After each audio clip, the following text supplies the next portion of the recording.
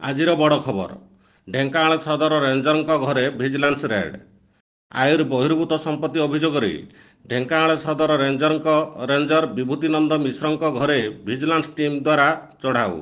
ଏକା ସାଙ୍ଗରେ ଢେଙ୍କାନାଳ, ଆଠଗଡ଼, ଭୁବନେଶ୍ୱର ସହିତ 8ଟି ଜାଗାରେ ଚଢ଼ାଉ ଜାରି। ଏହି ଚଢ଼ାଉରେ ଭିଜିଲାନ୍ସ ଟିମ୍ର 7 ଜଣ ଡିଏସ୍ପି, 6 ଜଣ ଆଇଆଇସି କମାଣ୍ଡର ଆସିଷ୍ଟାଣ୍ଟ ଓ 6 ଜଣ ଏସ୍ଆଇ ସାମିଲ ଅଛନ୍ତି।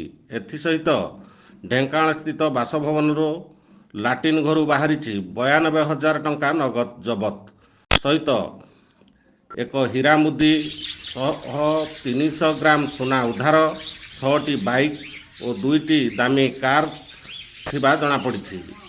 ହିନ୍ଦୁଳରୁ ରଙ୍ଗାଧର ସାହୁଙ୍କ ରିପୋର୍ଟ, ନ୍ୟୁଜ୍ ଓଡ଼ିଶା ଟିଭି।